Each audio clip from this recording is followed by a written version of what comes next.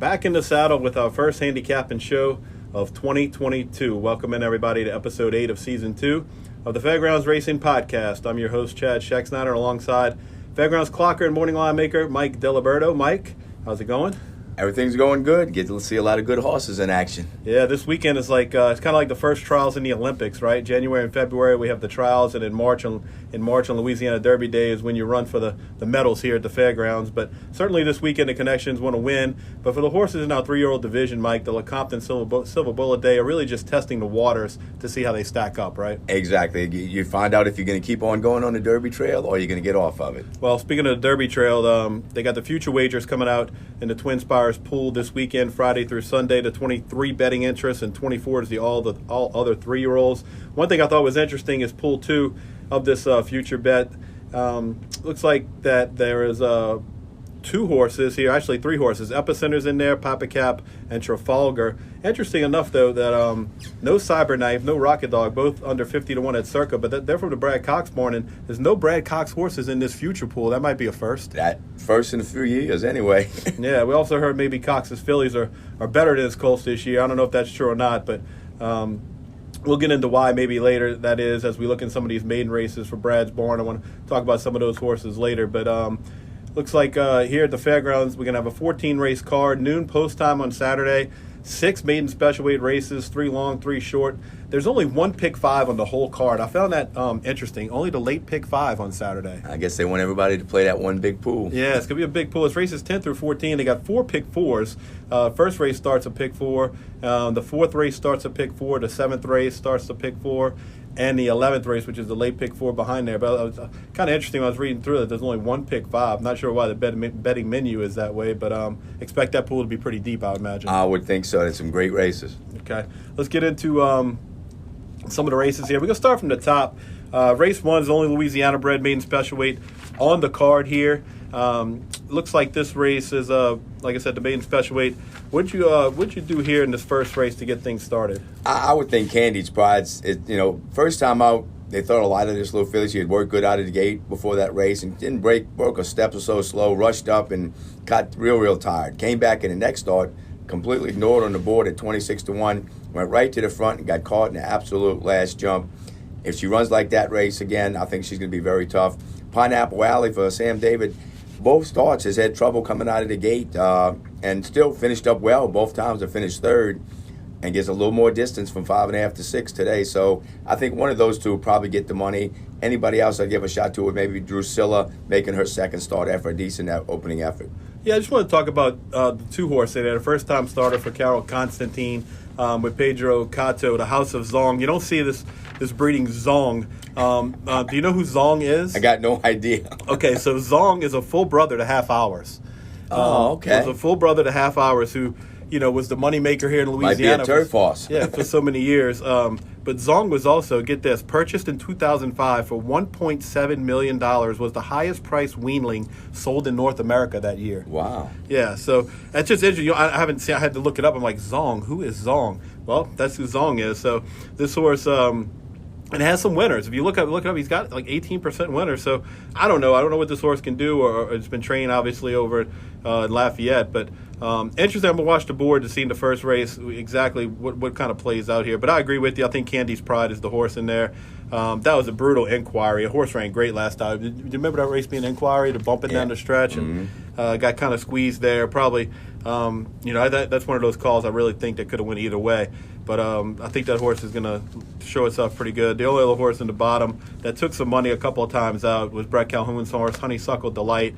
Has 2 outs here. Was bet to both times. Didn't run too bad. Ran third in the mud. First time out here, kind of in a 9-horse field.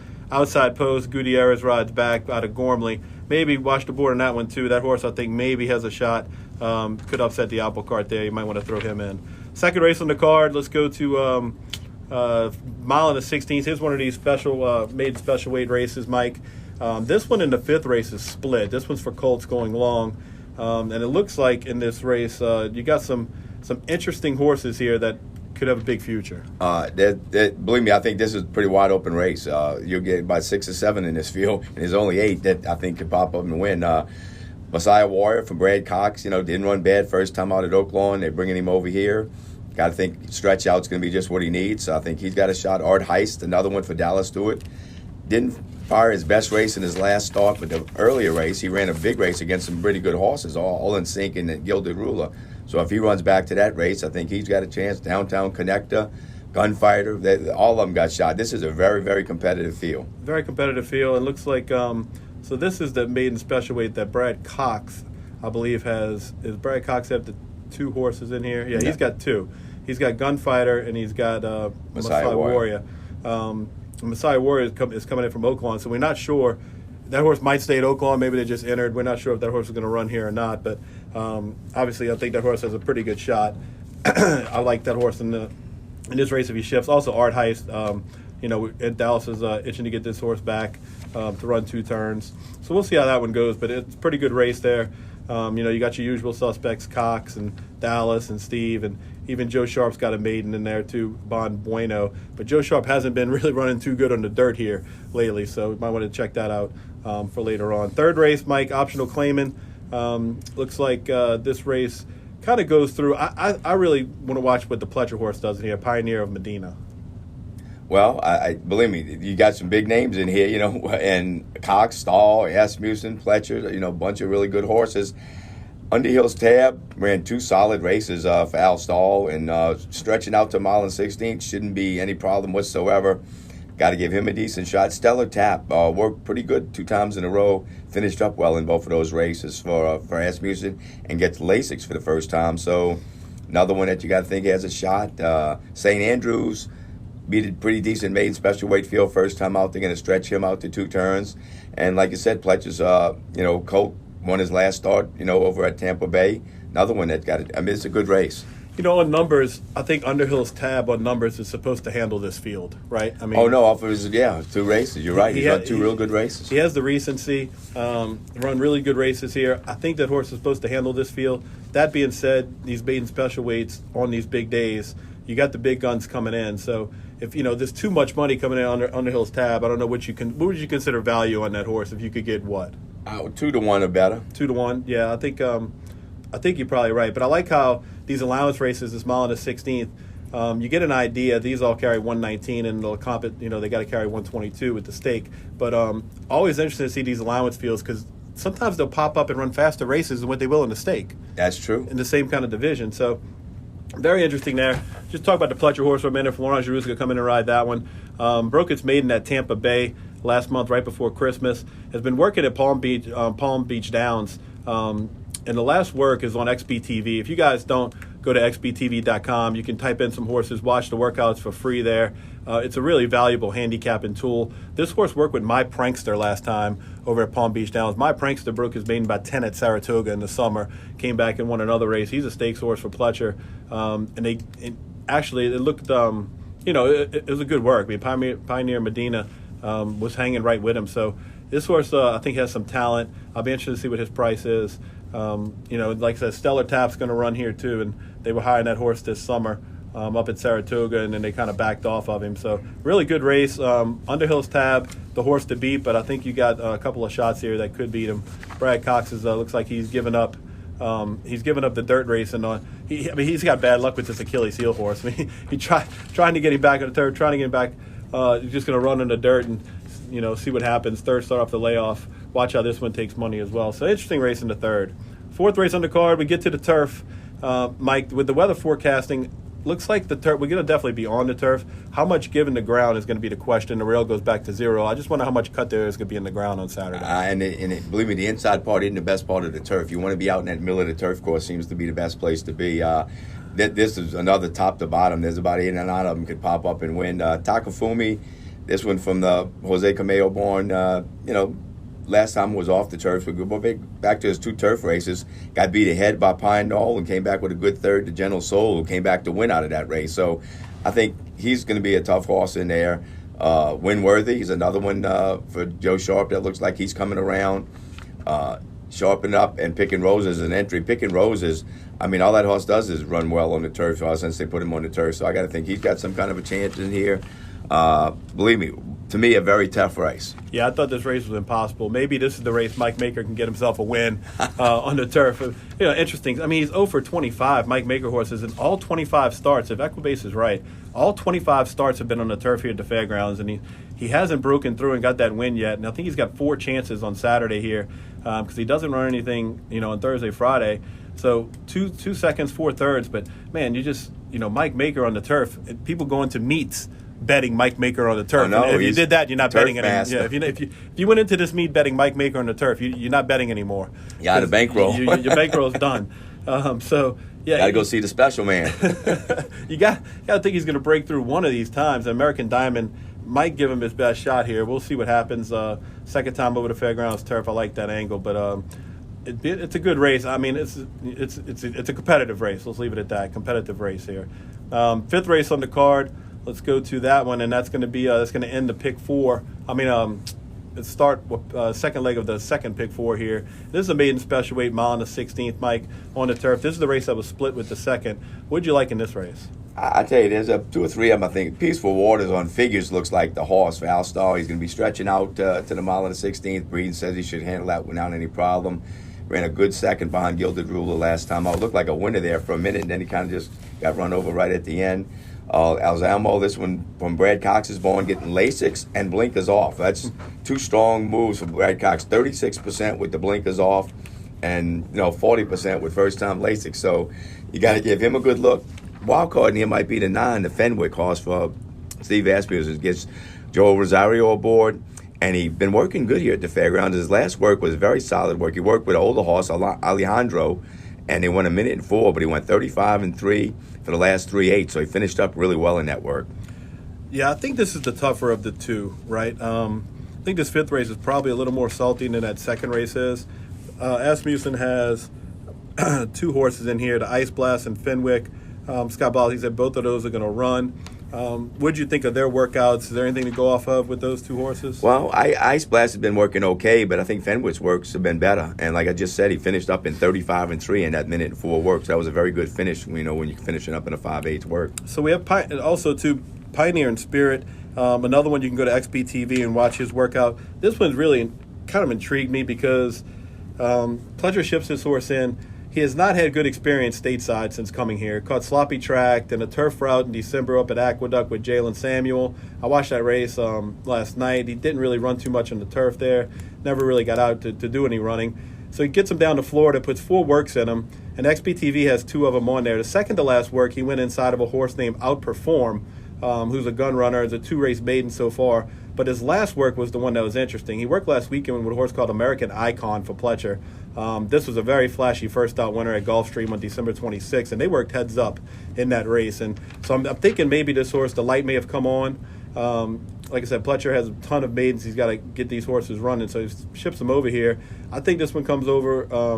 Maybe the light has come on for him, and I think he's got a big shot, this Pioneer and Spirit in race 5. So keep an eye on him. Race 6 on the card is going to be a maiden special weight mile on the turf, Mike. And what you got going on in this race? Well, with that many horses in the body of the race, you got 14 in the body, and the trip's going to win this race. Whoever gets the best trip, because you can believe there'll be horses getting in tight, block, and some of them fanned wide. Baj for Sassy Joseph, he hadn't seen him running many horses this year, but he's been here the whole meet. And last start, at Aqueduct wasn't a bad race, so I'm going to give him a look.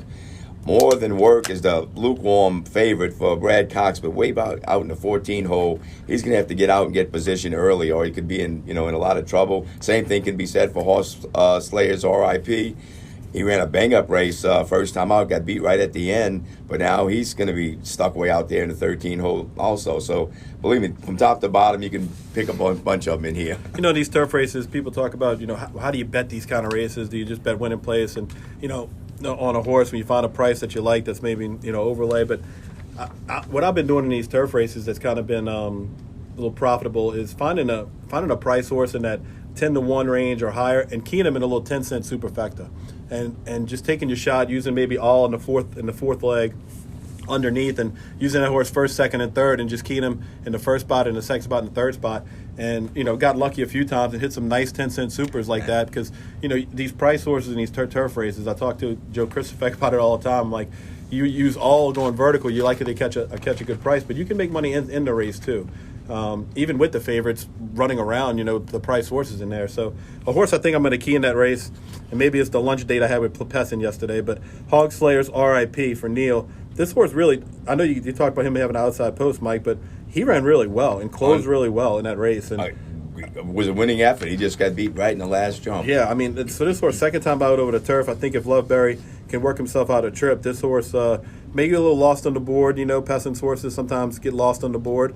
But it's a salty race. But I think Horse Slayers RIP, and that's actually one of Bob Lothenbach's buddies, was a hunter and used to slay the hogs, and he just died recently. So they named the horse Hog Slayers RIP. Appropriately named. Wow. Okay, so that's the 6th race. Tough race right in the middle of the card. Going to have to go pretty deep, I guess, in your verticals to try to catch a good price in that race. 7th race on the card, Mike. Maiden special weight, 6 furlongs. This one is for maiden fillies, 3 years old. We got word that in this race, one of the horses from Steve Asmussen's barn is going to scratch, either Bomb Diggity or Ari Oakley. They're not going to run both of them against each other. So what else we got going on here? Boy, I tell you what, you got a bunch of them that have been training really well.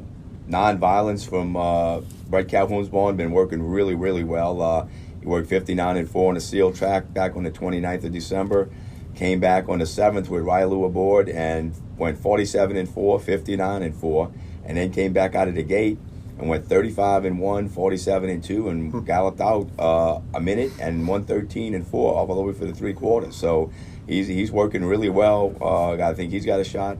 Of the ones that have run, Hazy Command, it looked like he made a big move, took the lead, and got run over in the final strides in his last start. And was 5.5 lengths in front of the 3rd place horse in that race. So I think that horse will run good off of that last race. And Tom's other horse worked with him back on December 16th, 47-4, and they worked together, the Lady Arizona. So can't throw that one out. Totally getting Lasix for the first time also.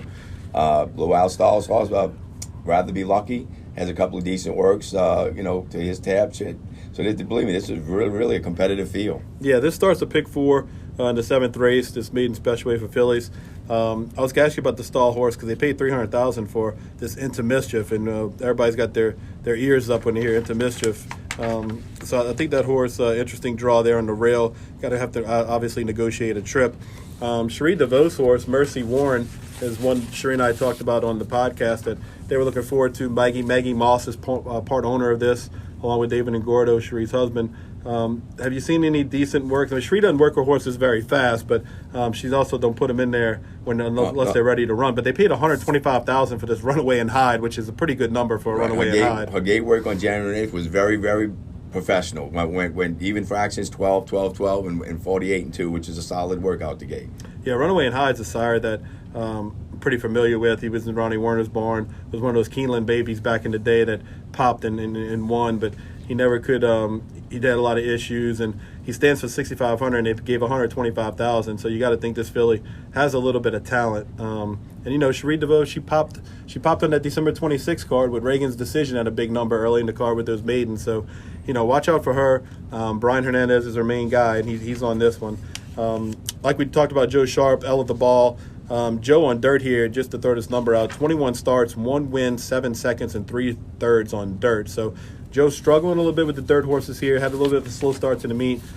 Did talk to him this morning. He's anticipating a better second half of the meet. He's got a couple of maidens that he likes later on. But we'll talk some more about Joe's horses in the stakes later on in the card on Saturday. So there's the first 7 races on the card for Saturday. Kind of blasted through that real quick. We need to get a little more in depth on some of these the late races here coming up. 14 race card on Saturday. We'll take a break and come back, and we'll hit up the stakes races right after this.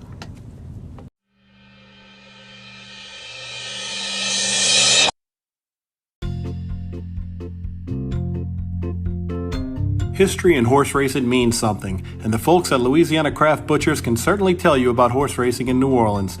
Another historic element in New Orleans is the food culture, and at Louisiana Craft Butchers, they specialize in delivering the perfect meats for all your needs, whether it is a tailgate extravaganza, watching football at home with friends, or a holiday feast. Louisiana Craft Butchers offers it all, from boudin, hogshead cheese, and tamales, to selling over 20 different sausages, including the New Orleans favorite Palmisano homemade Italian sausage, which is a family recipe of Angelo Palmisano Sr. and his wife dating back to the 1940s. Don't take my word for it. Check it out for yourself. Louisiana Craft Butchers out in Kenner. Check them out at lacraftbutchers.com or give them a call, 504-466-9788. That's 504-466-9788, or online at lacraftbutchers.com.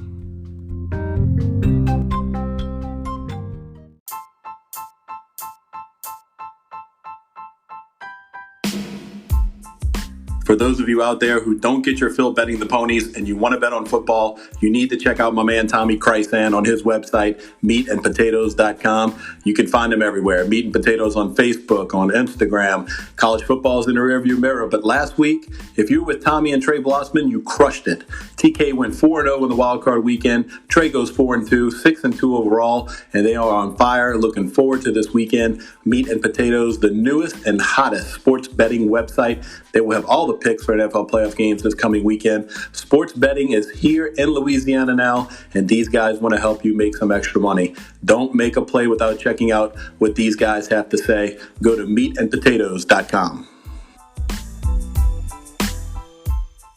Back here in the Fairgrounds Racing Podcast, Chad Schecksteiner alongside Mike Diliberto. We got races 8 through 14 on Saturday's card coming up, Mike. But this week also they had a Louisiana State Racing Commission meeting and talking about days and dates and how sometimes we had to run 8 races here. I know Jason Boulay was involved in the commission and stuff like that, but they're talking about maybe going from 80-day meet, which has been the standard here for how long? I mean, a long time, right? Yeah. 80 days. They're trying to make it maybe go down to 75, but HPPA is probably going to put a stop to that. I see both sides of this. I really do. I mean, they're having trouble filling some of the races, and they think 75 and taking away some of those Mondays might help. And you see these boutique meets, like not boutique, but Oaklawn 3 days a week, and you see how much money they're running for with these purses. And I don't know. Both sides of it obviously have an argument. I guess it'll be decided when it's decided. But what's your feelings on it? Well, I mean, they originally put that 80-day rule in order to get slot machines. So, I mean, I can understand that was the rule that everybody agreed to, that, you know, hey, they hold you to it. Right.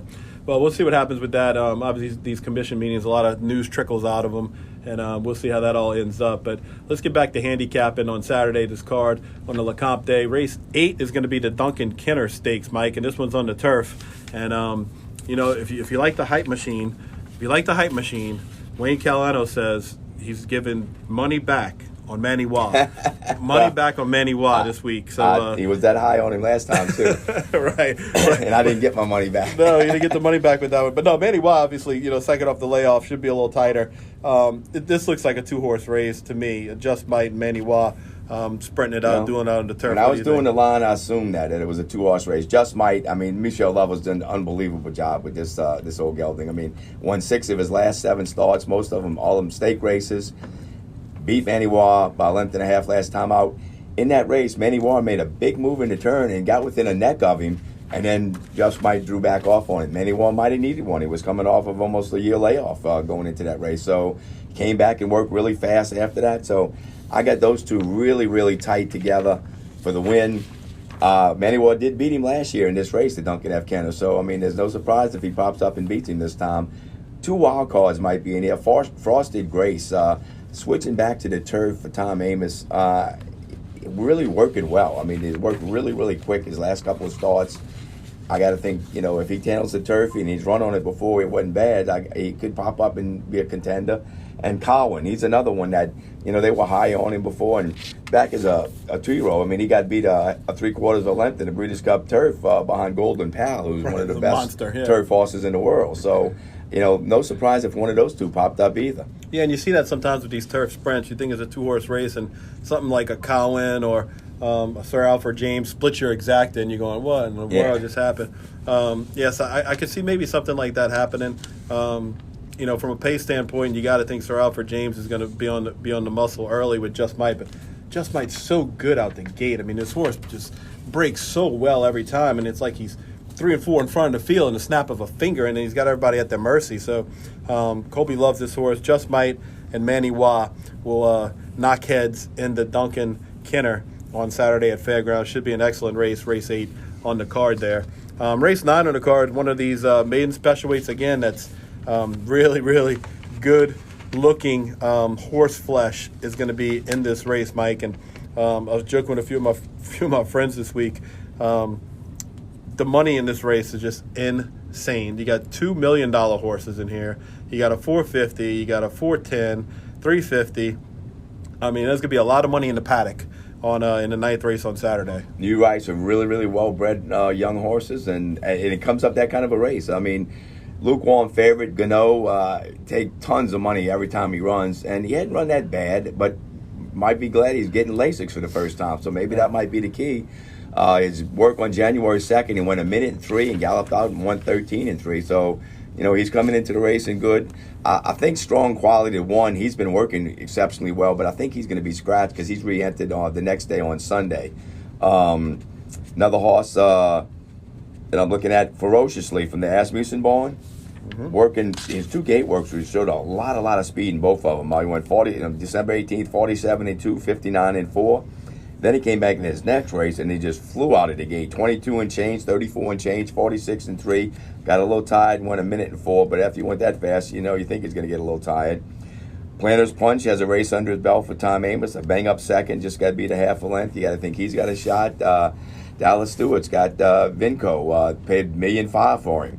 Last work, he worked head up with United Report, the good one that's in the Lecomte for him. And Dallas has had a really good run with first-time starters over the last year and a half. So, this is a really good race with some really fast horses. Yeah, you used to be able to throw Dallas Stewart out on first-time starters. Not anymore. You can't do that anymore. And Vinco's interesting. You got 12-1 in the morning line. He was the sales topper at the 2021 Fasig-Tipton Mid-Atlantic 2-year-old training sale. So this one they brought along kind of slow. He's starting his 3-year-old season here in January. But like you said, getting Lasix and $1.5 million, I mean, he's going to have to he's going to be a runner. So I can't wait to see Vinco run. And another reason why, too, is Brian Hernandez Jr. did this one's for West Point. But Brian and Dallas have a lot of success together. And Cherie DeVos' horse in here, Always Hopeful. You would think Cherie would have tried to get Brian because Brian rode this horse last time, but Joe Bravo is going to ride Always Hopeful, who took money at Churchill in the slop first time out. Gilded Ruler was in that race. That one came back to win, like we said, on December 26th. Art Heist was in that race. And he gets Lasix for the first time. And he gets Lasix for the first time, too. Gano is one I'm happy is in here because I bet against Gano all 3 times and done pretty well. One of these times he might snap it on me, but I think Gano takes money. And, we talk about these Brad Cox horses I mentioned earlier, Mike, and you actually brought this to my attention a couple of years ago. These maidens for Brad Cox, if they don't get it done in the maiden special weight ranks to the 2nd or 3rd time out, you can almost keep betting against them until they drop. Yeah. Because, they seem to be, they take money, man. They got to take money maiden special. And after 3 or 4 times, you got to get away from them. Just get away and then look around for somebody else. And you told me that a couple of years ago. I started watching it. It's true. And until they drop, you can kind of bet against them. So kind of against Gano again until he beats me. I think this race could fall apart. You talk about all these fast works. I know good horses work fast, but I'm interested in kind of a long shot here. Probably be my long shot of the day. For Norm Cassie, this Smarty John horse, I thought really figured it out. I watched that race. He didn't know what his job was, really, until the stretch. And Adam Pashitza found a hole, kind of galloped out really good that day past Planter's Punch. And I know the pace was really fast in that race, and Planter's Punch hung around. They're going to go fast again. I like that Adam sticks on. I like the blinkers going on here on Smarty John. And I think this horse is going to come running late again and gallop out. If he figured it out, gets away from the gate. He was dead last in that race back on December 26th. I liked his replay. And I think if this race falls apart and the speed horses kind of start getting tired, that this might be a horse at a big price that upset the apple cart. And he's got a very high percentage for second-time starters. So right. And we talk about, this horse cost this in this race, this horse cost this, but guess what? This is a homebred for Mary Lou Whitney. So this would have cost a lot if he was in the sale. Right. He would have cost a good bit too. Smarty Bird song, good family from Mary Lou Whitney. So give a second look to Smarty John in here. Amos said the Amos barn told me this morning they're going to run both horses in here. So like you said, it's scratched the one strong quality, but both Amos horses will go. And then you just got a bunch of good looking maidens. This is one you want to go to the paddock for and watch these horses walk around because it's an interesting race. 10th race on the card, Mike. Another stakes race. We're both very fond of the Memorial in this race, Marie Krantz. You got to work for her. You probably knew her a little better than I did. Just a wonderful woman all the way around. Good woman, good-hearted woman. She gave you a job at Jefferson Downs, I would imagine, back in the day, huh? Right, back when I was 17 years old in high school. So we run the Marie G. Krantz Memorial on the turf here, mile and the 16th. This is a pretty good field, Mike. It's spread out again, these turf races, full fields. Who do you like in here? Do we have a price we can latch on to in here? Well, you know what? I'm falling on Abscon as the most logical horse. Now, I don't like the fact she hadn't won since 2019, but been keeping much, much better company than she's going to face in today. I mean, she's been running in grade 1s, grade 2s, and grade 3s, and right there in all of them. Second, a third, close fourth, beating 2.5 lengths. And it's come back and worked pretty good here at the fairgrounds. 2 works in a row, minute and flat, and then a minute and 1. So I got to think Abscon, it's her race to win or lose if she fires, one of those last 3 or 4 races. But the rest of them, I mean, Southern Saratoga ran a big race off of a little freshening last time out. Got to give, and Corey Lannery seems to fit this filly. He always gets a good run out of her whenever Corey's on her. So she's got a shot. Catch a bit. The other one was only Joe Sharp's other horse only got beat a length and a half in that same race that Summer and Saratoga won. I think one of the wild cards might be the Janelle Monáe from the Brad Cox barn. You don't know what she is. She's 4 for 4 undefeated running in Brazil. Mm-hmm. She's worked okay here at the fairgrounds, and Rosario's aboard. So, but I just think class-wise, the one's been facing much, much better competition. Yeah, Janelle Monáe, like you said, for Brad Cox, is definitely the wild card in this race. There's a triple crown in Brazil for fillies, and she won it. So she's got talent. Rosario's on board. She's 8-1 morning line. I wouldn't be surprised if this horse maybe goes off half of that. You just see the Cox money. They can see the bettors are going to see Rosario. They're going to read. Cox says maybe longer the better for this filly, but you got a long stretch here to deal with. You just don't know, how she's come along. She hadn't been out since April. You assume that, obviously she's got some talent. I'll be interested to see what the board does with her, even in the verticals. I think this horse is definitely the one you got to watch out for. Summer in Saratoga, Joe Sharp said this morning that he's still contemplating a run in the Pegasus at Gulfstream next week for her. Obviously, I think if she stays in here, she's got a huge chance. She likes fairgrounds, got 2 wins here, but he's tempted. He's tempted to maybe try the Pegasus filly mare turf. We'll see what happens. We'll probably have more of that. Just keep checking Twitter and stuff like that. I'll have updates on her whether she goes there or not.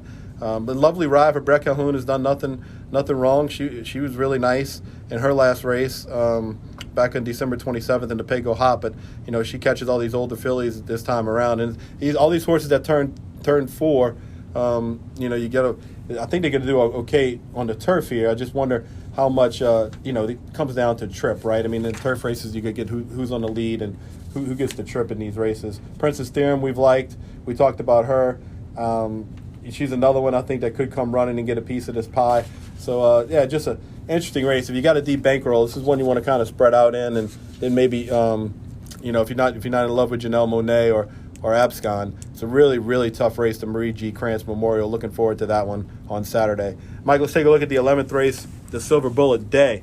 This one, not a graded stake, listed stakes, $150,000, 3-year-old fillies. Kind of starts off our road to the Fairgrounds Oaks. Small field, but there's a talented field. I got 4 of them fairly close together. The voting filly there from Steve Asmu's one, extremely well bred, half the Clairiere. Great.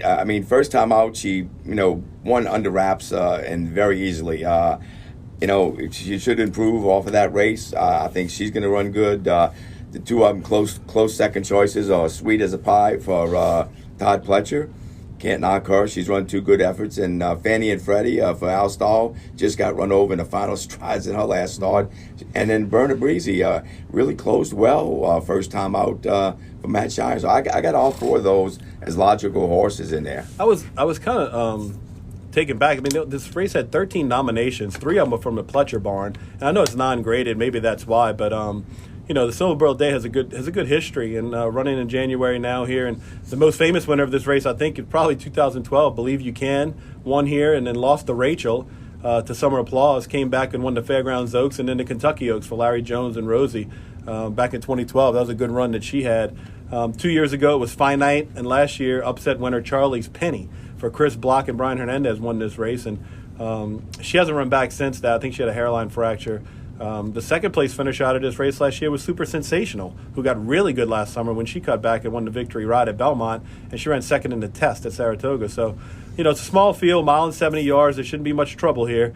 I was kind of upset that the contenders from the Breeders' Cup Juvenile fillies are missing, but I guess they're all waiting for next month to get started. You have Echo Zulu, Juju's Map, Tarabi, Hidden Connection. Are all those fillies, have you seen those horses here?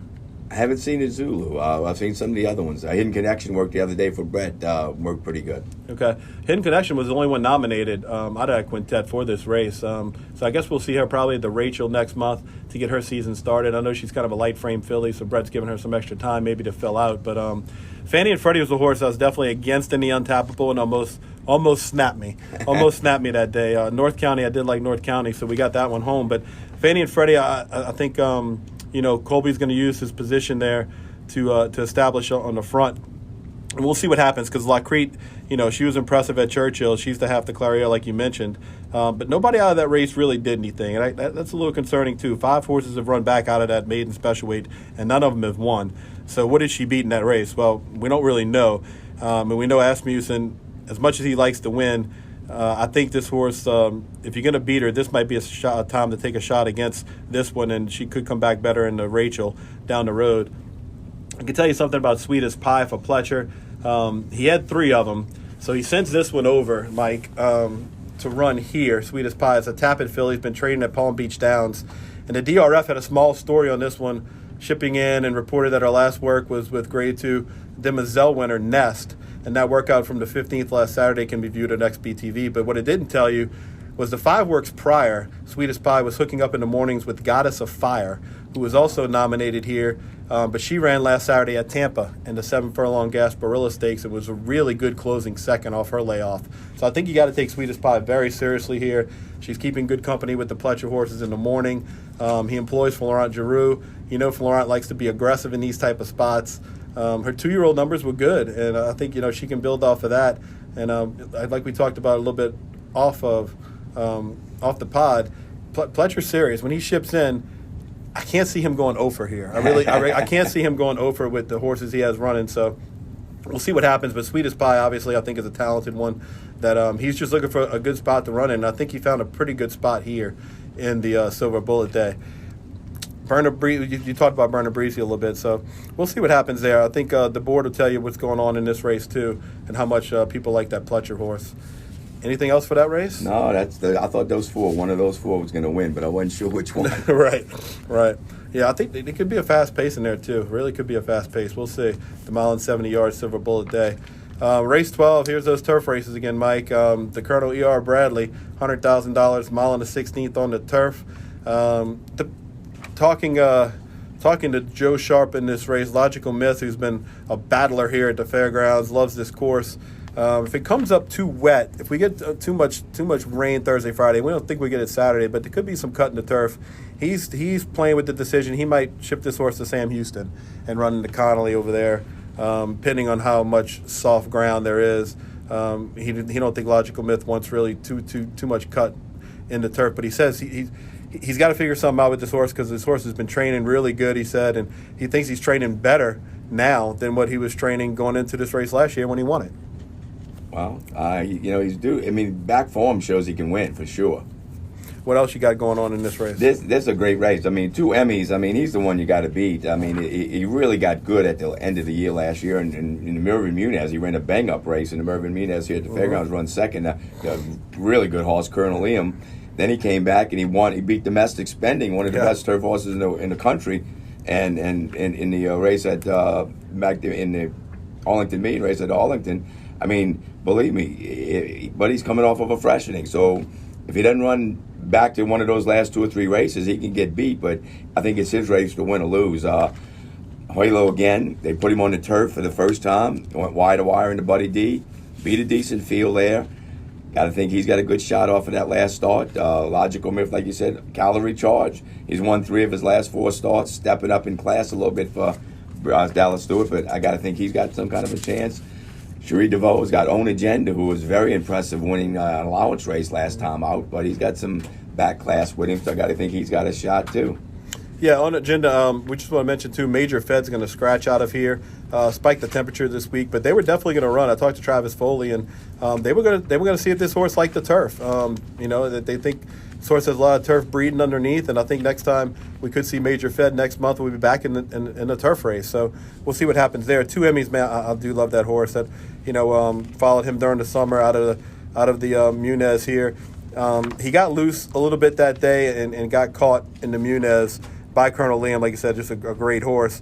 I don't see him really getting loose. I know he's off the layoff, and that's going to make him probably get a little aggressive and go.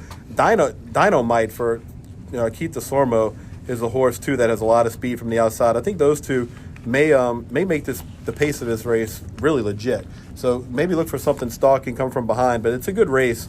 Like you said, a lot of horses here that have a shot. Own Agenda, Cherie talked about him. Love that horse. Old, gritty warrior, and they've done right by that horse, giving him time. Very talented horse. Not a lot of tread on the tires with that one. Here's another one that I've chased on the Mike Maker. Speaking of Mike Maker, for turf horses, I've chased Monarch's Glen. And the last 2 times out, I've tried to get that horse home. I'm afraid to leave him out. One of those things where now if I leave him off the ticket, switching riders again to Joe Bravo, he missed the place rally last time, but he's always right there, and he always makes his run. Joe Bravo's a master turf rider. Well, if you say that, I might have to throw Monarch's Glen in again just so he don't beat me, but it's a pretty good race all the way around here. That's the 12th race on Saturday here at the fairgrounds, Mike. Let's take a look at the 13th race, the most anticipated renewal of the Louisiana Handicap. And on this card last year, these two horses, Mandaloun, Midnight Bourbon, hooked up on the Lecomte card against each other, and they're familiar foes, Mike. This time, Midnight Bourbon and Mandaloun hook up in this race, the Grade 3, and both of these horses are using this as a starting point for what they hope will be a big 4-year-old season. And both of them look like they stand out over this field. Mandaloun training really, really well. Worked his last work 49, a minute 4 out to the 5/8, and 1:13 and 4 out to the 3/4 on the 17th. Getting Lasix for the first time. I just think he's going to be really tough. But Midnight Bourbon, he's a hard-knocking little horse, gives you an honest run. They're trying something different. They're going to add blinkers to him this time. Another one working exceptionally well for Asmussen. So one of those two, I think, will win. Chess Chief, he loves this race course. 5 wins and 10 starts. That's the only place he's ever won in his life. Over 20 anywhere else. But I just think these 2 horses tower over the field. We think Chess Chief is going to scratch out of this race and run in the Pegasus next week. And tried to get that confirmed by Dallas Stewart this morning, but there was rumors on the backside that he's going to scratch. Tide already won this race last year for Dallas, so Dallas has success in this race, but not sure if Chess Chief will even run here. But I thought he was the one who had the best chance maybe to split this exact up if one of the favorites gets tired or doesn't fire. He'll be running at the end, you know that. Yeah, if he runs in this race. If not, I do think it's a match race. But something I found funny in this race, who do you think Catch the Moon is pulling for in this race, Mike? Do you know who Catch the Moon is? No, who's that? Catch the Moon is the dam of Midnight Bourbon. Who do you think she's pulling for? Because she's also the dam of Pirate's Punch. So you have half brothers. You have half brothers in this race. Yeah, half brothers in this race. Same mama. Big brother, Pirate's Punch, 6-year-old. And this shows you racing, right, in class of racing. Pirate's Punch is a 6-year-old, has 5 wins for $350,000. His baby brother, Midnight Bourbon's a 4-year-old, only has 2 wins, but has $1.1 million in the bank. Has $1.1 million in the bank. So Mama Catch the Moon, who's also the dam of Gervin, the 2017 Louisiana Derby winner. Sharp sauce. Man, what a nice mare she produces. Throwing some runners. She's throwing some runners, but Pirate's Punch and Midnight Bourbon, the half brothers in the same race here at the fairgrounds. I think they call that what they call it, Racing Oddity. Racing Oddity. But yeah, Mandaloun and Midnight Bourbon, both of these horses, I think the plan is to if they both run well, they might hook up again for $20 million over in Saudi Arabia in the Saudi Cup on February 26th. So we'll see what happens. Is it a coin flip to you, or do you like one more than the other? I think it's a coin flip. Coin flip? Yeah, I think Midnight Bourbon's path to victory, I believe, lies on the front end and having to hold off Mandaloun. You think that's the way it should go? I think Mandaloun will be just stalking him, yeah. Yeah. So we'll see. Rosario and Giroux will have their instructions, and we'll see how that plays out. But in the verticals, I mean, don't try to single this race and be a hero. I think you need to probably just use two and get past this race for your verticals. 14th race on the card is the big one. This was going to be the Lecomte, the Grade 3. Offering a Derby points, 10 points to the winner, 4 points for second, 2 points for third. It's a 10-4-2-1 race. And I think, Mike, what's interesting here is you got Papa Cap, who's 8-5. He's got 12 points in the bank already. Epicenter's got 10 points.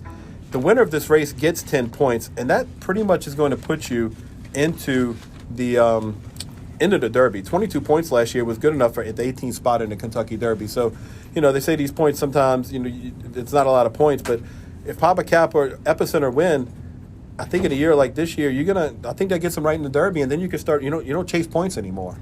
Exactly, and I tell you, Papa Cap's training exceptionally well. I mean, back on January 2nd, he worked 59 and galloped out in 112 in company with Palazzi. Came back and worked 48 and change for half, and then came back with another solid 48-1 out 101. I think he's going to be tough in here. Epicenter's the other one that looks like an improving horse. Each start he's gotten better and better. Drew away and won impressively in the Gun Runner. So I think it's one of those two horses is the most logical winner. Two other ones might have chances. Trafalgar, Alstal's been high on him. He's won his last two starts. And Cyberknife, another one that he kind of got a little lazy in his last start. When he opened up 2.5, looked like he was going to walk home a winner, and then Jeeper came running at him at the end. Mm-hmm. They're going to put blinkers on him. Maybe they think that might keep him concentrating a little bit more, and he worked real well since then. But I think Papa Cap or Epicenter might be the logical ones. Yeah, it's an interesting race. The Lecomte, Hardspun won it back in 07, ran second in Kentucky Derby. It hasn't produced a whole lot of Derby horses. I know back in the day there was that the one in the front end for Baffert that one came out of Lecomte, ran fourth, and then ended up in Baffert's barn and ended up winning the Derby way back in the day. But two Preakness winners have come out of this race. Oxbow in 2013, War of Will 2019. Like you said, Mark Casse, he's won two of the last three in this race with War of Will and Enforceable. He's got Papa Cap, who's a very, very nice horse, and I think he's the horse, like you said, they got to beat. Last year Midnight Bourbon paid $980 on the front end in this race. Proxy was second, and Mandaloun was third in this race. So we'll see what happens. Yeah, actually, Proxy, you said Proxy's back on the work tab too, right? He's worked a couple of times. Worked good too. That's good. So this race obviously leads into the Risen Star next month. Cyberknife is an interesting one. I think this horse is taking a little bit of money in the Kentucky Derby future pools out in Vegas, but he said the blinkers go on. I think Brad Cox has been on record saying this is maybe his best horse, his best chance to get to the Derby as of now. Nothing's really popped up to give him any other good feelings on getting to the Derby. But Cyberknife is crazy talented, but he's also a little immature, gets a little lost in his races. They're trying to focus him, but if he grows up and the light comes on in this race, I think he could be right there. Based on his talent, he can improve. Epicenter, we love. I love that horse, Epicenter. He's figured it out, and I think Joel Rosario's gonna get the call. Brian Hernandez ends up on Asmussen's other horse, Presidential, who is a pretty nice horse in his own right. He needs the race, but he's been working really well.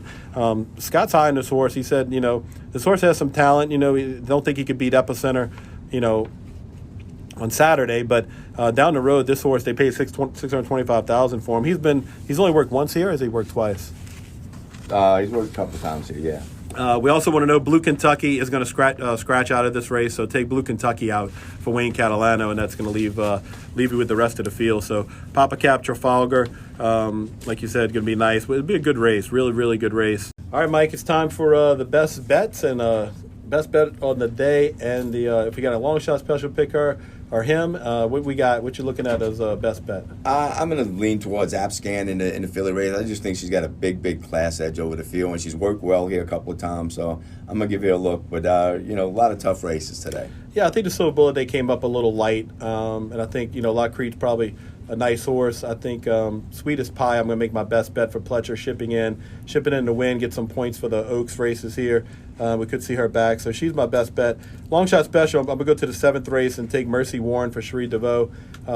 This horse, Cherie's dangerous with these first-time starters. We've seen it over and over on these big days. These horses run really well, so I think at 10-1 or higher, I definitely use Mercy Warren in the 7th race.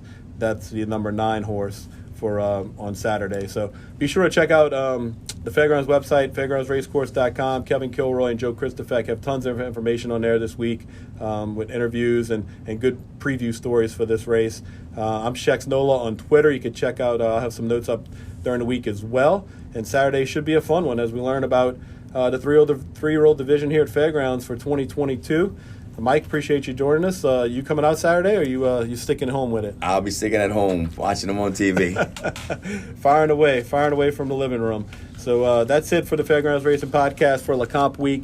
Good luck at the races, everybody. Talk again soon.